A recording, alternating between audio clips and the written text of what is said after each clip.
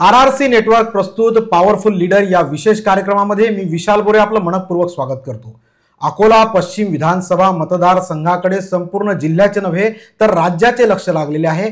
आज प्रचार तोफा संध्याकाळी थंडावत आहेत, त्यानंतर मूक प्रचाराला सुरुवात होणार आहे। मात्र या सर्व दिवसांमध्ये अकोला पश्चिमची जी ओळख आहे ते सर्व भागांमध्ये झालेली आहे। विकासाचं इथं राजकारण झालं पाहिजे, जातीपाती पलीकडे जाऊन विकासाच्या राजकारणावर भर दिला गेला पाहिजे, याबाबत सगळीकडे चर्चा सुरू आहे। आणि यामध्ये सर्वाधिक जी चर्चा आहे ती आहे अपक्ष उमेदवार राजेशजी मिश्रा यांची। राजेशजी, आपण आज या आरआरसी नेटवर्कच्या स्टुडिओमध्ये आहात। आपल्या निवडणुकीनंतर जेव्हा आपण दंड थोपाटले आणि श्री राजराजेश्वराचे दर्शन घेऊन आपण निवडणुकीच्या प्रचाराला सुरुवात केली, काही लोक म्हणत होते आपण बंडखोरी केली, मात्र तुम्ही विकासाचं राजकारण घेऊन, हिंदुत्वाचं राजकारण घेऊन या निवडणुकीच्या आखाड्यात उतरले आहेत। तुमच्यामुळे अनेकांचं प्रेशर सुद्धा वाढलेलं आहे। काय सांगाल, ही निवडणूक नेमका कोणता मुद्दा घेऊन आपण पुढे आलो? सर्वप्रथम सर्वाले जय महाराष्ट्र, जय श्रीराम। मुद्दा एकच आहे की मागील 30 वर्ष इथे भाजपचे आमदार खासदार होते, सध्या पण खासदार भाजपचे आहेत आणि या शहराचा बट्टाबोल झालेला आहे। शहरामध्ये विकास नावाचा तुम्हाला कुठे दिसणारच नाही। विकास कुठे आहे? आता विकास पाहायचा तुम्हाला तर मग आता हे स्विमिंग टँक आहे आपला बस स्टँड समोर, अंडरपास म्हणजे ते स्विमिंग टँक आहे, हा विकास आहे शहराचा म्हटलं जातं, बरोबर। आणि आपला पूल होता ते 6 महिन्यात पडलं, सध्या पण तो डॅमेजच आहे। असे रस्ते झाले, रस्ते होत होते आणि ते फुटत होते, असे अनेक प्रॉब्लेम आहे। आणि सर्वात मोठा विषय की मला पण असं वाटलं होतं की हा विधानसभा इलेक्शन आहे, यामध्ये यांनी काय केलं। आता सध्या जे उमेदवार आहेत भारतीय जनता पार्टीचे किंवा काँग्रेसचा जो उमेदवार आहे, तर असं वाटलं होतं की ते विरोधी पक्षनेता होता आणि हे महापौर होते। मग यांनी काय केलं, शहराला काय दिलं? महापौर होते तेव्हा स्टँडिंग सदस्य चेअरमन होते तेव्हा काय दिलं? आणि हा विरोधी पक्षनेता होता, यांनी कोणतं आंदोलन केलं लोकांसाठी, कोणते प्रश्न उचलला, यावर चर्चा झाली पाहिजे होती। बरोबर, निश्चितच हा चर्चा कुठे झालीच नाही।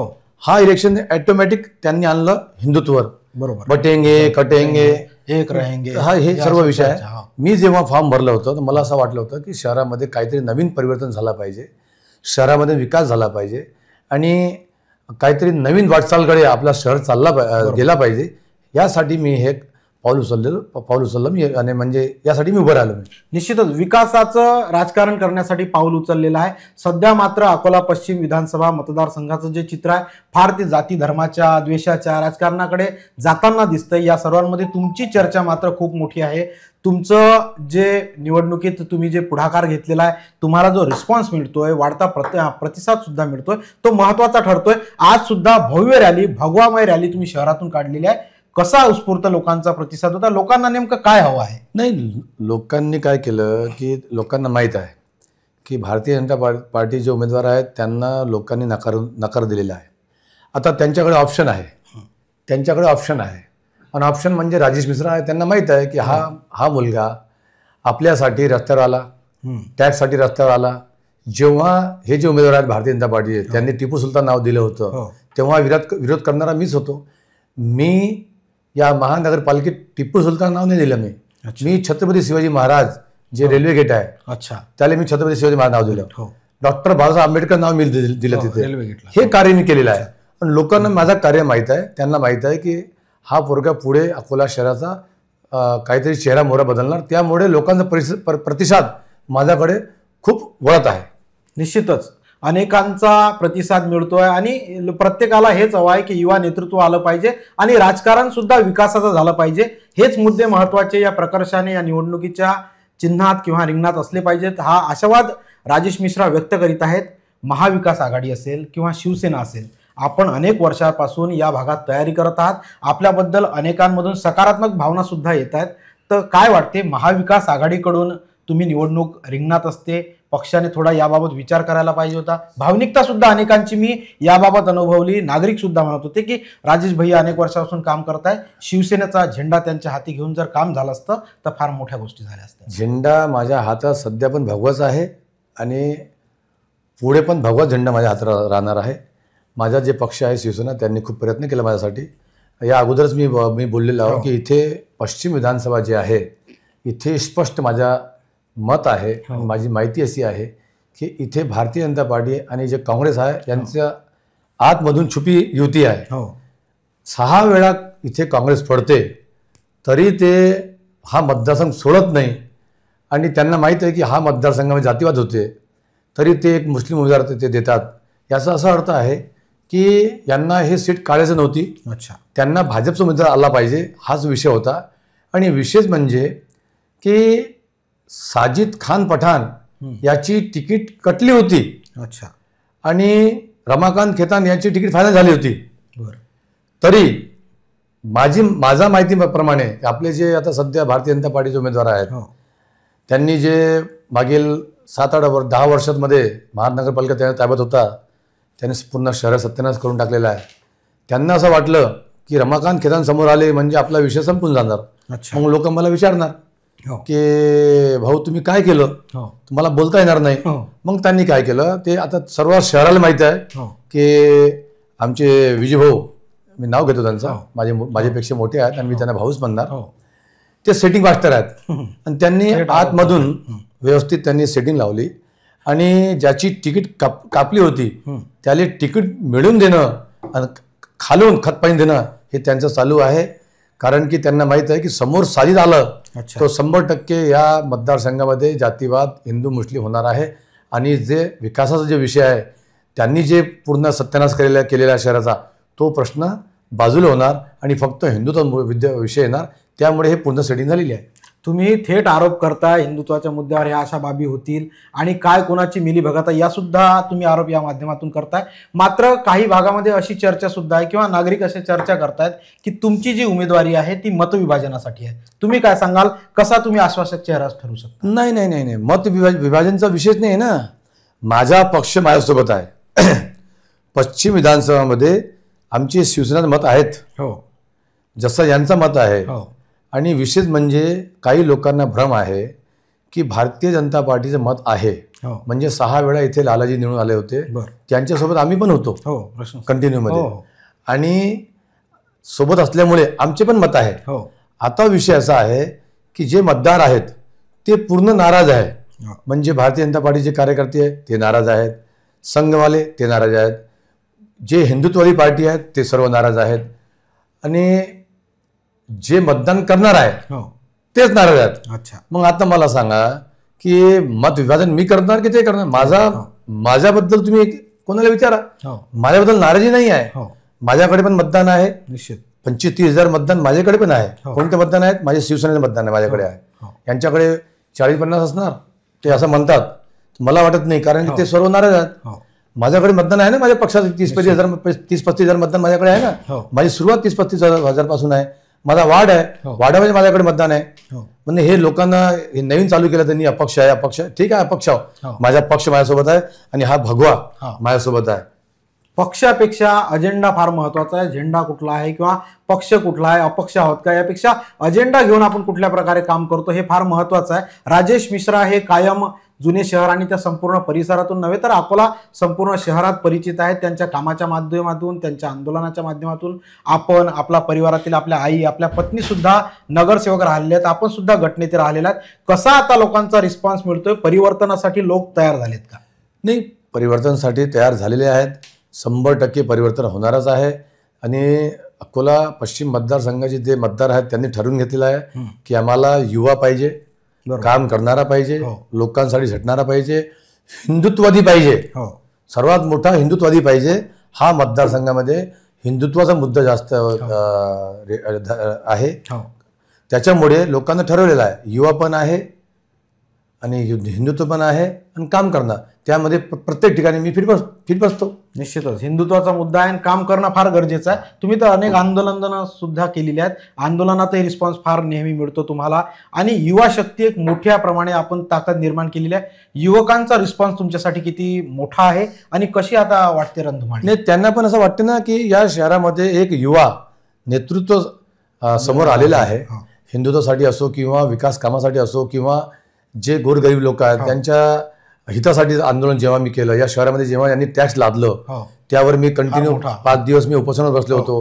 म्हणजे माझ्यावर गुन्हा दाखल झाले तेव्हा मला सभागृहातून 2-3 वेळा निलंबित, त्यांनी आपले हेच विजयभाऊ अग्रवाल यांनी मला निलंबित केलेलं आहे त्या विषयावर.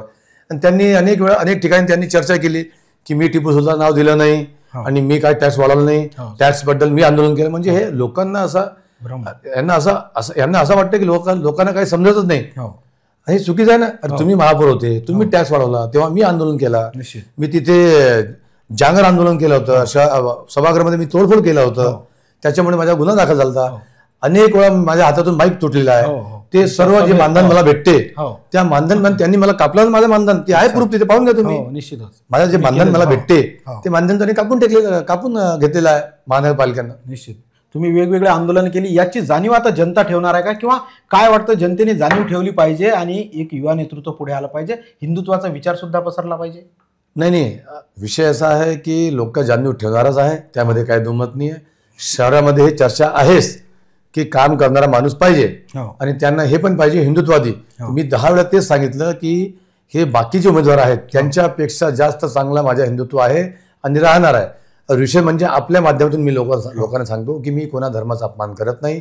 माझा धर्माचा कोणी अपमान करणार तर मी ते बर्दाश्त करत नाही. निश्चितच धर्म रक्षती रक्षता, आपण जसं म्हणतो की धर्माचं रक्षण प्रत्येकानं केलं पाहिजे, तीच भावना राजेश मिश्रा यांची सुद्धा आहे. या माध्यमातून आता तुम्ही नागरिकांशी संवाद साधत आहात, नागरिकांच्या घरापर्यंत जातात, त्यांचे प्रश्न सुद्धा जाणून घेतात. तुमच्या कॉर्नर सभा असतील, संवाद दौऱ्यांना सुद्धा मोठा जनप्रतिसाद मिळताना दिसतोय.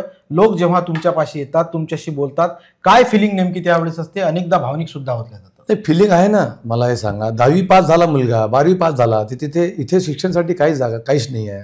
या 30 वर्षामध्ये एक चांगला कॉलेज नाही आला या शहरामध्ये की कमीत कमी माझा मुलगा 10वी पास झाला, 12वी पास झाला, तो माझा मुलगा माझ्यासोबत पाहिजे. बरोबर. आणि तो त्याच्या शिक्षण या अकोला शहरात झाला पाहिजे. 12वी पास झाला त्याला पुण्याला पाठवावं लागते, नागपूरला पाठवावं लागते, मुंबईला पाठवावं लागते. ही जबाबदारी कोणाची होती? हे कोण घेणार अंगणावर? यावर बोलायला कोणी तयार नाही आहे. इथे रोजगार नाहीये. जे रोजगार होते, सावत्रा मिल होता, मोता मिल होते, सेम्प्लेस मिल होता, दूध डेअरी होती, अनेक सुदगण्या होत्या शहरामध्ये, ते सर्व बंद झालं. त्यावर बोलायला कोणी तयार नाही आहेत. बरोबर. आता ते काय म्हणतात, कटेंगे बटेंगे, लव जिहाद आणि लँड जिहाद, वोट जिहाद. ठीक आहे ना, मी मोदीजीचा खूप आदर करतो, मी योगीजीचा खूप आदर करतो. सत्ता या देशामध्ये पंतप्रधान मोदीजी आहेत आणि या महाराष्ट्रामध्ये सरकार भारतीय जनता पार्टीची आहे. तुम्ही कानून आणा ना त्याच्यावर, लव जिहाद कायद्यातून करा. मी खुलेआम सांगू राहिलो की त्याच्यावर कायदा आणा. लव जिहादवर कायदा आणा, लँड जिहादवर कायदा आणा, वोट जिहादवर कायदा आणा. तुम्हाला कोण थांबवलं? फक्त लोकांना भ्रमित करणं आणि तुम्ही जे सत्यानाश केलेला आहे, तुम्ही जे पाप केलेलं आहे त्याला सारवण काय म्हणतात त्याला, सारवासारवी करण्यासाठी तुम्ही हे जे विषय चालू आहे हे चुकीचं आहे. मला हे सांगा, या 30 वर्षामध्ये काय परिस्थिती आहे शहराची? काहीच, कुठलीच विकासाची साधनं नाही, रोजगाराच्या समस्या नाही. तुम्ही मार्केट पाहून घ्या, काय दुर्दशा झालेली आहे, काहीच नाही आहे.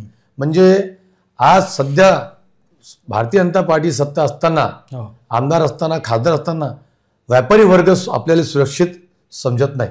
निश्चितच अतिक्रमणमुक्त शहर होणार आहे की नाही, स्वच्छतागृहाची परिस्थिती त्या विषयामध्ये मी अनेक वेळा मी सभागृहामध्ये बोललो. माझा त्याला विरोध आहे. अतिक्रमण नाही झाला पाहिजे, कारण की व्यापारी वर्ग आहेत, त्यांचे मोठे मोठे दुकानं आहेत, 2-2, 3-3 लाख रुपये ते प्रत्येक वर्षात ते टॅक्स भरतात, 2-2, 4-5 कोटी ते दुकानं आहेत. माझं असं मत आहे की सत्ता तुमच्याकडे आहे, व्यापारी जे वर्ग आहेत त्याला पण त्रास नाही झाला पाहिजे आणि जे हातमजुरी लोक आहेत त्यांना पण त्रास नाही झाला, त्यांची पण रोजीरोटी चालली पाहिजे. बरोबर आहे. त्यांची काहीतरी व्यवस्था तुम्ही करा. बरोबर. तुम्ही व्यवस्था करायला तयारच नाही आहेत ना. तुम्हाला काय म्हणजे आपला घर भरला, विषय संपला, असा विषय आहे. बरोबर आहे. विकासाच्या या राजकारणामध्ये केवळ प्रत्येक सर्वसामान्य नागरिकांना न्याय मिळाला पाहिजे. त्यांचे काम असतील, ज्यांची रोजीरोटी प्रत्येक बाबींवर आधारित आहे, त्यांना सुद्धा न्याय मिळाला पाहिजे, रोजगार मिळाला पाहिजे. आणि युवकांची जी पुणे मुंबईकडे जाणारे युवक आहेत रोजगाराअभावी, त्यांना सुद्धा इथे रोजगार मिळाला तरच अकोला पश्चिमचा विकास खऱ्या अर्थानं मानता येईल. तुम्ही अनेकांचं जरी प्रेशर वाढवलेलं असलं तरी या निवडणुकीमुळे तुमचं कोणी प्रेशर वाढवलं का, की तुमच्यावर कोणी प्रेशर टाकतंय, कोणी पाठिंबा किंवा प्रेशर? माझ्या प्रेशर कोणी वाढवणार नाही आणि माझे वाढत पण नाही. माझ्यामुळे प्रेशर वाढला लोकांचा, तो काही लोकांचा वाढला तो विषय वेगळा आहे. काही संबंध असतात. काही लोकांचा मला फोन आला की राजूभाऊ थोडासा तुम्ही मार्ग काढा त्याचा, आणि ते मार्ग काढायला मी तयार होतो. बरोबर. आज पण मी तयार आहे. माझं असं मत आहे की भाजपचा उमेदवार निवडून आला किंवा आपण त्याने मतदान केलं तेव्हाच मी हिंदू होणार असा विषय नाही आहे. बरोबर. आणि ज्या माणसाले पक्ष नाराज आहे, ज्या माणसापासून पूर्ण शहर नाराज आहे, ज्या माणसापासून पूर्ण संघटना नाराज आहे, संघ नाराज आहे, मग असा माणसाले तुम्ही आमच्यावर कायले थोपता. बरोबर. आता हा इलेक्शन जे आहे, हा इलेक्शन भारतीय जनता पार्टी, शिवसेना, काँग्रेस, राष्ट्रवादी हे आता विषय राहिला नाही आहे. हा इलेक्शन भारतीय जनता पार्टीनं हिंदू आणि मुस्लिम करून टाकलेला आहे. बरोबर. मग आता हिंदूचा विषय आलं तर मग आम्ही विजय अग्रवालनेच मतदान केलं किंवा आम्ही भाजपला मतदान केलं, आम्ही भाजपला पाठिंबा दिलं तेव्हाच आमचा हिंदुत्व आहे असं नाही आहे. माझा मत आहे असा काही विषय असणार तर आपल्या हिंदू समाजाचे जे लोक आहेत, बरोबर, प्रत्येक समाजाचे जे लोक आहेत त्यांचे अध्यक्ष बोलून घ्या, चर्चा करा. राजराजेश्वर मंदिरात तुम्हाला असं वाटत असणार की कारण की यांनी एक भ्रम केलेला आहे की साजिद निवडून येणार, साजिद निवडून येणार, तो काही निवडून येत नाही. स्पष्ट सांगू राहिलो, तो काही निवडून येत नाही. आता यांना एकच मार्ग आहे की तो निवडून येऊ राहिला, तो निवडून येऊ, म्हणजे यांचा ग्राफ वाढते. अच्छा, तोच प्रॉब्लेम आहे. बरोबर. बाकी काही तो अरे मला सांगा, हिंदू समाजाची वोटिंग पहा तुम्ही, त्यांची वोटिंग पहा, कसं काय निवडून येणार ते. मात्र हवा अशी तयार केली. हवा अरे त्यांचं आता सांगणार काय की मी हे केलं ते केलं, त्यांना हे सांगायला लागणारच ना की साजिद येणार, साजिद येणार, साजिद येणार, तेव्हा त्यांचा ग्राफ वाढणार. तरी लोक समजदार आहेत, लोकांना सर्व समजलेलं आहे की हे सर्व भ्रम पैदा करणं चालू आहे. आणि माझं तेच म्हणणं आहे की समाजाचे जे मुख्य लोक आहेत, प्रत्येक समाजाचे अध्यक्ष त्यांना बोलून घ्या, जे ते ठरवणार त्यामध्ये मला मान्य आहे. फक्त विजय अग्रवाल जे आहेत त्यांना लोकांना नकार दिलेला आहे, त्यांना आमच्यावर शहरावर थोपू नका ही माझी विनंती आहे. पण काही लोकांच्या चर्चा अशा आहेत की तुम्ही पाठिंबा देणार किंवा कोणी म्हणते की त्यांचा छुपा पाठिंबा आहे, असे पण आरोप केले जाते. आरोप करणाऱ्यांना काय उत्तर? आता तुम्हाला मी अगोदर सांगितलं आपल्याकडे काही नसतं, मग आपण काय करतो, काही याच्याकडे त्याच्याकडे बोट दाखवतो. आता मला सांगा की मी शहरामध्ये प्रत्येक गल्ली गल्ली फिरलो आणि लोकांना जे आपल्या शहराचे मतदार आहेत त्यांनी स्वतः ठरावा की भारतीय जनता पार्टीचे जे उमेदवार आहेत हे प्रत्येक गल्लीत गेले का, नाही गेले. मी प्रत्येक गल्लीत गेलो. बरोबर. मला पाठिंबा द्यायचा असता किंवा मी माझे छुपा हे असता तर मी गल्ली गल्ली फिरलो. माझा 5 किलो वजन कमी झाला, 5 किलो वजन कमी झालं फिरून फिरून. आणि मी कोणाला पाठिंबा दिलेला नाही. आणि ज्यांनी या शहराला कलंकित नाव दिलं, टिपू सुलतान, ज्यांनी या शहराचा बट्टाबोल केलेला आहे, ज्यांच्यामुळे गरिबांवर जे 5 पट त्यांनी टॅक्स वाढवलं, अनेक ठिकाणी त्यांनी भ्रष्टाचार केलेला आहे. तुम्हाला एक गोष्ट सांगतो मी, ते तुम्ही माहिती काढू शकता की महानगरपालिकेत पोकलँड 45 लाखाचे भेटते मार्केटमध्ये. ते पोकलँड लावून भारतीय जनता पार्टीचे महापौर होते, ते पोकलँड तिथे लावून त्याचा भाडा कमीत कमी 2.5 ते 3 कोटी रुपये त्यांनी दिलेला आहे. फारच मोठी आणि गंभीर गंभीर आरोप करतात. आणि आता यापेक्षा आणखी एक मोठा विषय आहे की शहरामध्ये 4Gचा एक विषय झाला होता सभागृहामध्ये. तेव्हा आमचे अभ्यंकरताई होते, देव मॅडम होते, ते नगरसेवक होते, आता सध्या ते हयातमध्ये नाही आहेत ते. त्यांनी सभागृहामध्ये एक विषय विचारला की या 4G मध्ये भ्रष्टाचार आहे. तर तेव्हा आमचे महापौर होते विजय अग्रवाल, त्यांनी त्यांना बोलू दिले नाही सभागृहामध्ये. तेव्हा मी उभं राहिलो, महापौर महोदय हे महिला नगरसेवक आहेत, काहीतरी ते भ्रष्टाचार बद्दल ते बोलत आहेत, त्यांना बोलू द्या. मग ते विषय ते बोलले आणि बोलल्यानंतर मग तो विषय आमचा जे कानारवाला की हा लय मोठा प्रकार आहे. अच्छा. त्यामध्ये जे परमिशन होती ते 1 केबलची होती आणि ते त्यांनी टाकलं होतं 4 केबल टाकलं होतं. मग त्या विषयाला घेऊन आम्ही पण विचारणा केली आणि त्याची चौकशी झाली. आणि विशेष म्हणजे त्या चौकशी कोणा केलं, हा लय मोठी गोष्ट आहे. ज्यांनी चोरी केली त्यांनी चौकशी केली, म्हणजे 4G वाले. अच्छा. आणि ज्यांच्या हातातून ही चोरी झाली म्हणजे सत्ताधारी आणि तिथे स्थानिक जे कर्मचारी अधिकारी, त्यांनी सोबत त्याची चौकशी केली. त्यामध्ये थर्ड पार्टी कुठेच नाही. अच्छा. आणि चौकशी करून त्यांनी 48 कोटीचा त्याला दंड प्रस्तावित केला. अच्छा. आणि 48 कोटीचा दंड जेव्हा प्रस्तावित केला तो दंड त्यांनी 24 कोटीमध्ये सेटलमेंट केला. ते माझ्याकडे प्रूफ आहे कागद. बरोबर. हो, तुम्ही म्हणजे हे 24 कोटी तुम्ही कमी कसं काय केलं, कुठल्या याच्यासाठी परवानग्या घेतल्या, काहीच नाही. त्याचा अर्थ आहे की असं लय मुद्दे आहेत. मला वेळ कमी पडणार तुमच्याकडे, कारण तुमचे प्रत्येक आंदोलनच गाजले. अनेक मुद्दे असे आहेत की आम्ही अमृत योजना आहे, भूमिगत गटार योजना आहे, होणार आहेत का पूर्ण की फक्त गाजरच आहे? आता तुम्ही पाहून घ्या ना, 27 MLDचा आहे. आता किती MLD पाणी चालला तिथे तुम्ही पाहून घ्या. त्याची नाल्या नदीची जी परिस्थिती आहे मोडण्याची ती पाहून घ्या ना. त्याचे तुम्ही काढलं होतं, त्याचे निकृष्ट दर्जा आणि सगळ्या बाबी पूर्ण काढलं होतं, पूर्ण काढलं, त्याला दंड दिलं होतं. तर म्हणजे भ्रष्टाचारची चरमसीमा यांनी गाठलेली आहे. निश्चितच. आपल्या अकोल्याला येणाऱ्या पाण्याचा सुद्धा एकदा तुम्ही मुद्दा काढला होता की त्या पाण्यात सुद्धा किती दूषित पाणी आपल्यापर्यंत पोहोचतंय आणि त्याच्यावर जर तहान भागवण्याचा हे प्रयत्न करत असतील तर काय बाबी होतील. तो तर लय विषय गंभीर आहे. आपल्याला सध्या पाणी आहे महानचा, तिथे जे पाणी आपल्याला आरक्षण पाहिजे. आता शहराची जनसंख्या वाढली त्याच्यामुळे आपल्याला पाणी जास्त लागते आता. मग तिथे पाणी नाही आहे, तिथे बाकी जे आरक्षण आहेत. त्यामुळे काय झालं 2019 मध्ये आपले तेव्हा तत्कालीन मुख्यमंत्री देवेंद्र फडणवीस साहेब होते, आम्ही पण सत्तेमध्ये होतो तेव्हा सोबत. वान धरणाले आपल्याला अंदाजे मला असं वाटते की 32 MLD पाणीचं आरक्षण शहरासाठी भेटलं होतं. आणि त्याले विरोध तिथले जे स्थानिक आमदार आहेत भारसागर साहेब त्यांनी विरोध केला. ते पत्रही त्यांनी काढलं. आणि म्हणजे माझा एक प्रश्न आहे अकोला शहरवासियांना की जेव्हा त्यांनी या आरक्षणाला स्थगिती मागितली शहराच्या पाण्यासाठी, पाणीच्या शहरासाठी, तर त्यावर मुख्यमंत्री महोदय देवेंद्र फडणवीस तेव्हा होते, त्यांनी त्याला स्थगिती दिली. आणि विशेष म्हणजे या शहरामध्ये 2 आमदार होते, एक खासदार होते.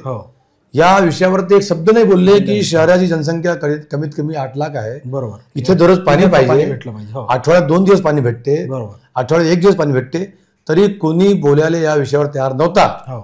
मग तो विषय पेंडिंग झाला होता. सभागृहामध्ये आम्ही विषय केलं होतं, तेव्हा त्यावर कोणतं आम्हाला उत्तर भेटलं नाही. मधात त्यांनी एक बॅनर लावलं, करून दाखवलं.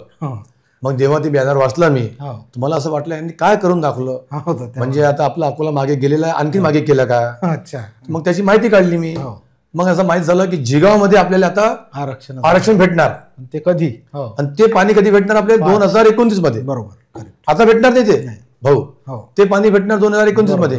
मग मला थोडासा, आता मी कसा आहे थोडासा अभ्यास करतो मी. मग हे पाणी येणार कुठून, त्या जिगावमध्ये प्रकल्पमध्ये कुठून येणार पाणी ते. मग त्याची माहिती काढली. मग मी इरिगेशन डिपार्टमेंट गेलो, जिल्हा परिषदेमध्ये गेलो.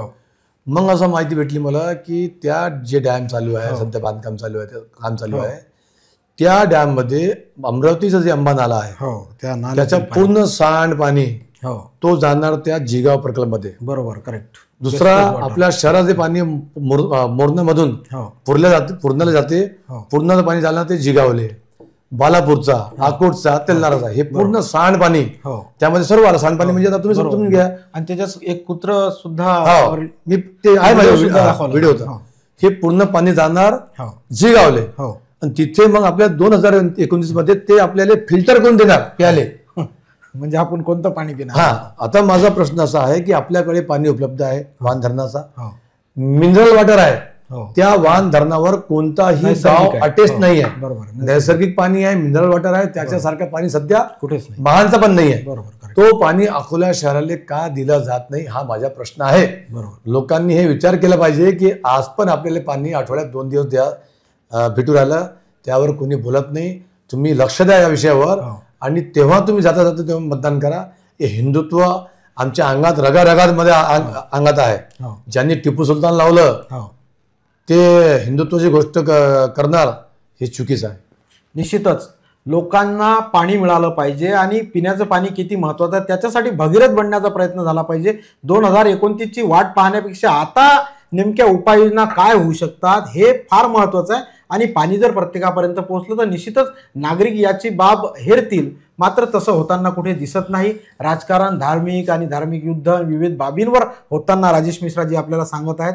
तुम्ही आता एकूणच या जुने शहरातून मतदारांचा प्रतिसाद पाहता, तुम्हाला काय नेमका विश्वास आहे आणि तुमच्या विकासाची ब्ल्यूप्रिंट नेमकी काय आहे? तेच तर माझा प्रश्न होता ना. विकासाचा खूप मुद्दे आहेत या शहरामध्ये. आता मला सांगा, 10 वर्ष झाले, 10 वर्षापासून मी ऐकू आलो की आपला एअरपोर्ट होणार आहे. 10 वर्षापासून मी ऐकतो की आपला मोरणा जे आहे सौंदर्यीकरण होणार आहे. 10 वर्षापासून मी ऐकू आलो की आपला जे डॅम आहे या शहरामध्ये आपला कोणी नातेवाईक आलं त्याला कुठे घेऊन जायचं दाखवले, काही बगीचे नाही राहिले, काहीच नाहीये. म्हणजे तो कापसी तलाव आहे त्याला काही डेव्हलपमेंट नाही. आता त्या दिवशी मी इंटरव्ह्यू ऐकलं मी आपले माजी महापौर जे सध्या उमेदवार आहेत की भरती हॉस्पिटल मी करणार. म्हणजे तुमचे आमदार, तुमच्या खासदार, तुमची सत्ता, तुम्ही महापौर, वरती सत्ता त्याच्या वरती सत्ता, तेव्हा तुम्हाला भरती हॉस्पिटल दिसला नाही. आता तुम्ही निवडणूक तुम्हाला आला होता, तुम्हाला भरती हॉस्पिटल दिसते. जुने शहरामध्ये ग्राउंड आहेत का मोठा, डॉक्टर बाबासाहेब आंबेडकर ग्राउंड आहे. तिथे शहरामध्ये मुलांना खेळण्यासाठी किंवा समोर डेव्हलपमेंटसाठी ग्राउंड नाही आहे. ते तुम्ही ग्राउंड डेव्हलपमेंट करत नाही. तुम्ही तिथे पण एक हॉस्पिटल आहे कस्तुरबा, त्याचा तुम्ही परिस्थिती पहा. तुमच्या हातात सत्ता आहे ना, तरी तुम्ही काही करत नाही. असे अनेक आहेत. मी निवडून आलो तर या शहरामध्ये रोजगारसाठी प्रयत्न, चांगले कॉलेज, एज्युकेशन, हा 2 मुद्दे खूप गंभीर आहे. निश्चितच हे आपण आणण्याचा प्रयत्न करू. आणि विशेष म्हणजे तुम्हाला गोष्ट सांगतो, मधात एक व्हिडिओ आला होता की भाजप नाही आली तर मग हे कावड निघणार नाही शहरातून. हे एकदम चुकीचं आहे. कोणीही आलं, कितीही आले, हे परंपरा आहे, कोणी तोडू शकत नाही.